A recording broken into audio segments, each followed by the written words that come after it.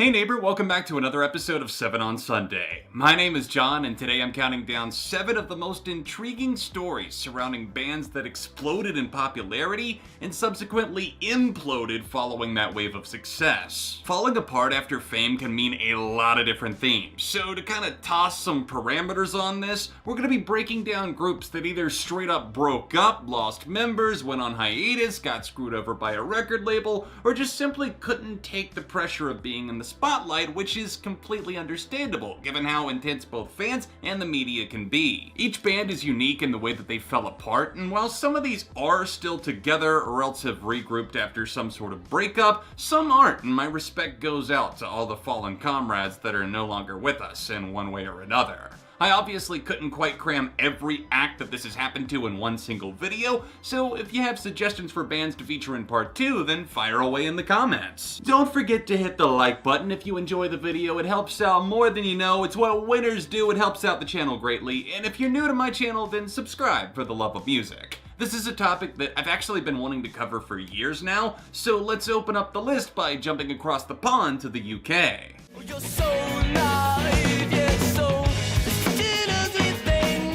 The Kooks are a puzzling band for a myriad of reasons, with one of those being how the hell they managed to hold on after the floor fell out from under them following their incredibly successful debut album Inside In, Outside Out. Now, they were never quite critical darlings, in fact kind of the opposite of that, and we're going to talk more about that in a minute, but they were generally well liked by the public, not only in their home country, the UK, but worldwide as they started to see exposure all over the globe. Bassist Max Rafferty was the first cornerstone to crumble, abruptly exiting the band in early 2008 after the Kooks accused him of having a rather massive drug problem that made it impossible for him to record and tour. Rafferty was not having it and simply stated that he didn't think the band's sophomore album that they were in the middle of recording was very good, and God knows, I can't blame him for being creatively frustrated. In the years that followed, it's not that the Kooks didn't see success. I mean, they're one of the biggest indie rock acts from the UK in the 21st century so far, I can't contest that, but let's just say Rafferty leaving was the start of a sinking ship, as the quality of their output continued to dip,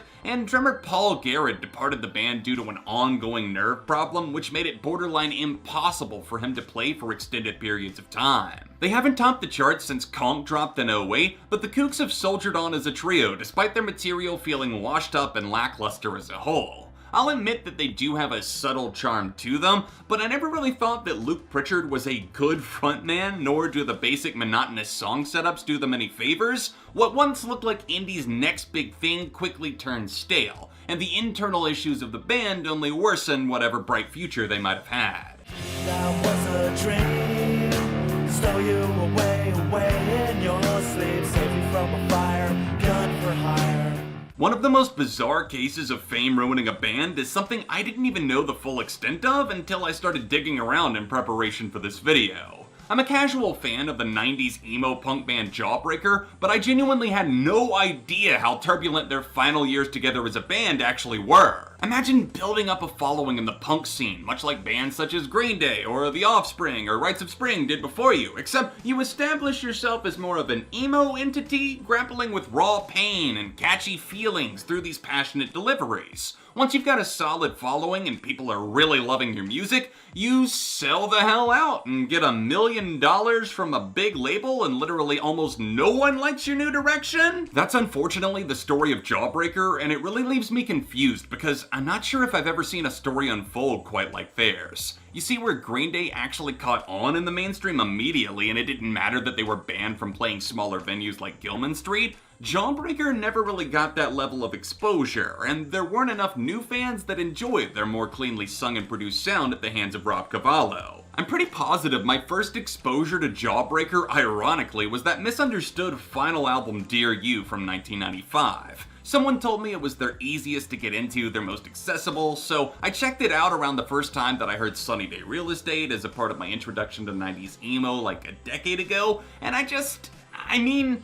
it was fine, but I didn't get the hype, and now I totally understand that I was listening to the wrong records from a genuinely great band. Listen to 24-Hour Revenge Therapy, it's a goldmine. Little voices and whispers from labels and managers must have gotten in their ears since this $1 million deal actually got signed, resulting in the fans both locally and nationally literally turning their backs on them. When Dear Me landed, people were mad, like showing up to the shows furious just to protest every time they played new songs type of mad. This without a doubt caused tension in the band, since obviously no one wants to keep playing shows where everyone is booing or throwing things, and even with the big opening slot for the Foo Fighters in 1996, Jawbreaker just couldn't win over the fans, and their once promising career started to slip right through the cracks. Eventually, things got so bad that several of the bandmates were traveling in separate vans on tour before an all-out meltdown saw two members beating the shit out of each other in Salem, Oregon in the summer of '96 on tour. This caused such a huge rift in the band that Jawbreaker were pretty much forced to break up right there on the spot, remaining almost entirely inactive until the reunion in 2017 that is yet to result in a new album.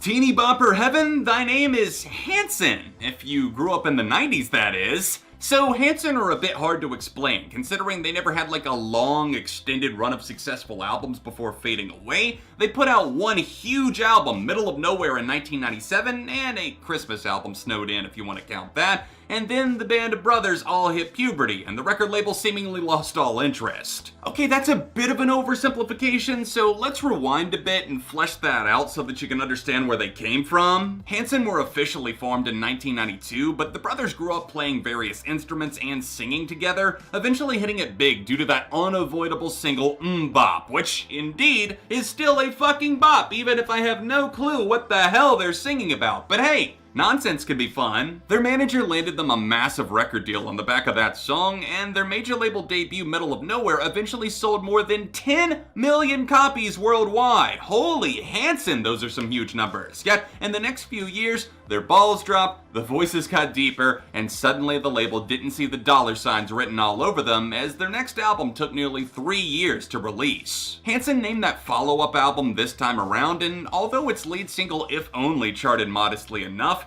this thing flopped relatively hard compared to the success they had seen just a few years prior. The label refused to push it heavily for some reason, and eventually pulled funding altogether for supporting them on tour, since the record wasn't an overnight success. And honestly, I just feel kinda bad for the boys. They got caught in the Venus flytrap that is the music industry. Now the good news is that Hanson are still kicking it independently and have been since the early 2000s. They're virtually unknown by the modern mainstream, and I wouldn't really expect you to know them outside of possibly name recognition or maybe a song or two unless you were born in the 90s. And that kinda sucks, since even though Hanson were never exactly great, I can appreciate that Zach, Taylor, and Isaac are all talented, and I do like that they all rotate on lead vocals, both live and on record.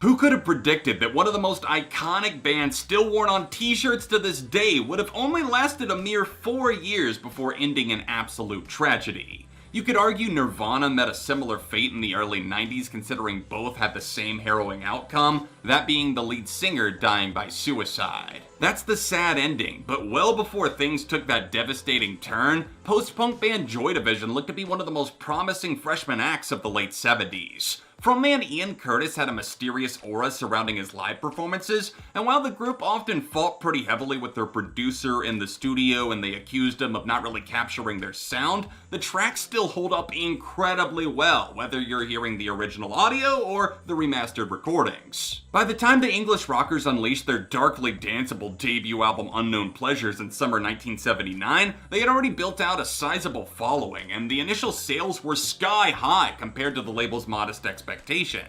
However, it was the same year, after this grueling process of playing gigs day in, day out, that Curtis's problems became a lot more apparent. It was crystal clear that Joy Division's newfound success was having an impact on his mental health, but beyond those bouts of depression came the seizures, something that became synonymous with his live performances in the band's final year together.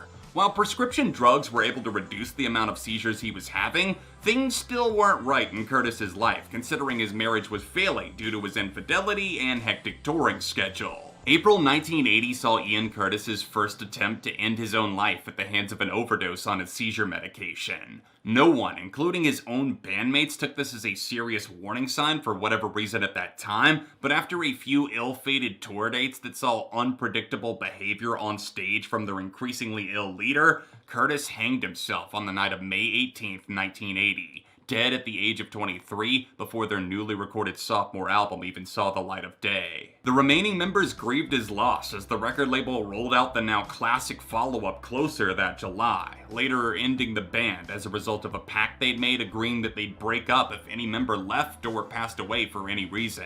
That was the tragic end of a band destined to be loved by millions, and while that adoration still lives on, Joy Division became defunct immediately, and the remaining members went on to form the also great band New Order.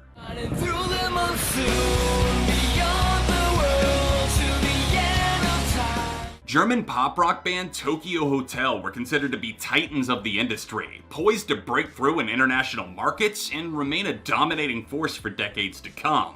But it somehow all slowly fizzled out, possibly due to the band's lack of activity and their focus on other avenues such as fashion rather than new music. If you're like me and you've ever played the rhythm-based game Rock Band, you're at least familiar with one or two of the group's biggest hits, but I don't think you understand when I say how massive they were in the late 2000s in their home country, along with other places like Austria, France, and Belgium. Despite their loving fans and the push for new music, incidents involving stalkers got inside their collective heads and forced them to relocate from Hamburg, Germany to Los Angeles in America. This time period marked their longest gap between albums yet, considering Humanoid was an overwhelming success in 2009, but by the time they released their full-length album Kings of Suburbia 5 years later, a lot of fans had either forgotten them or had grown up and apart from the group they once held in such high regard. Tokio Hotel is an odd case to look at because there's not exactly one specific thing that triggered another series of events that led to a breakup or an extended hiatus. They just stepped away from music after releasing 2 huge albums that won them millions of super loyal fans. And to be honest, I respect that they felt confident enough to take time away to cool down and pursue other passions, knowing that the support would still be there when they came back, just on a noticeably smaller scale. The beat lives on to this day, they're still making music, and considering all of the members are relatively young, I don't see them stopping anytime soon.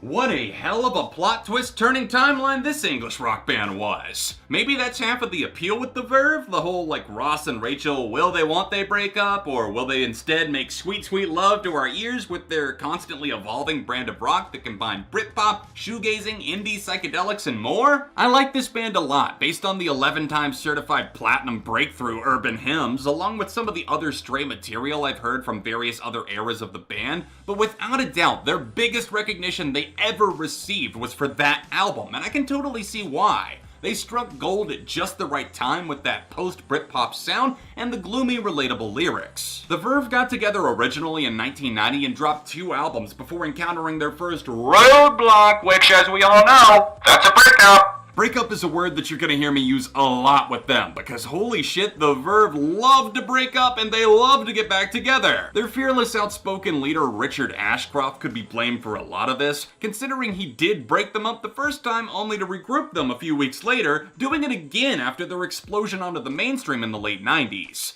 It's insane to look back at, considering it seems like the guy was consistently undermining the Verve in some sort of weird attempt to kickstart his solo career, and I guess it kinda worked out because he's seen pretty decent success over the years. But that offshoot came at the expense of the Verve breaking up a second time in April 1999, with Ashcroft years later talking about his disappointment with how he handled Urban Hymns, noting that it should have been a solo release instead of a full band experience. He got his wish for that solo career, and that's exactly what he did for the next 7 or so years until, what do you know, smack me upside the face, they're reunited in the year 2007 before dropping a 4th and, as of now, final album whose name you can probably guess because I just said it. What an absolute mess they were, breaking up a 3rd time in 2009, with Ashcroft once again being blamed for using the Verve to reignite his solo career. We haven't heard anything from the lads since then, and I truly wouldn't hold my breath if I were you. I just don't think it's happening. Yeah, they've got some absolutely killer tunes, but those came at the hands of a toxic creative dynamic within the band, and I don't think it'd be healthy for any of the members to dig up those old bones just for the sake of our entertainment.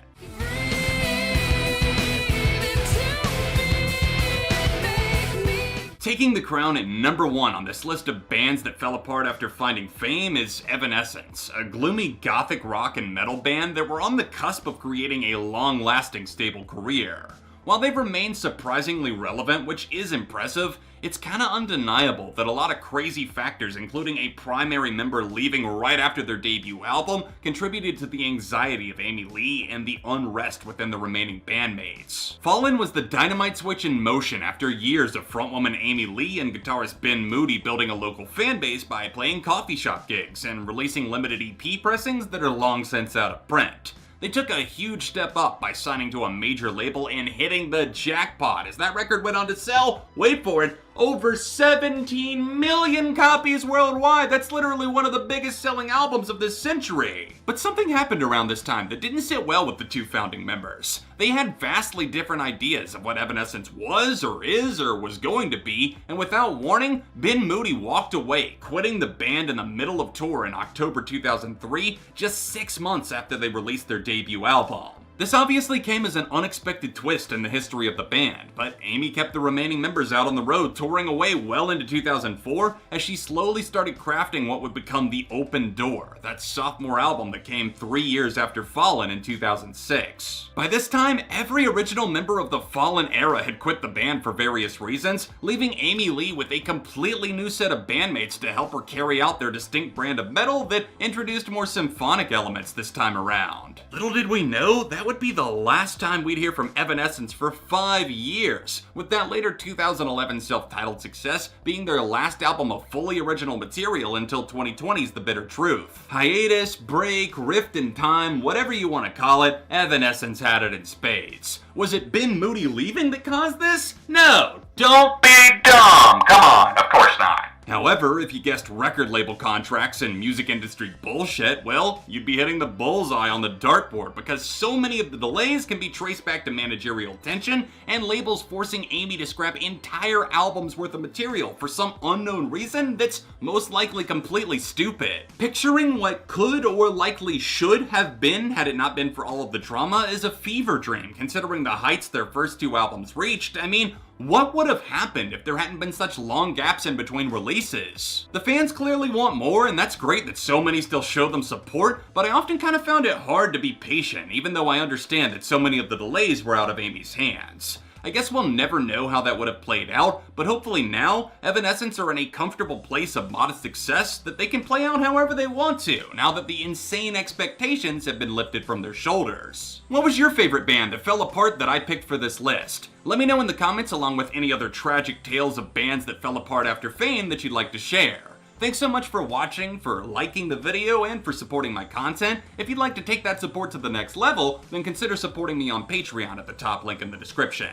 Catch up on more SOS by tapping the cards that you see here on screen, and I'll be back soon for more on ARTV.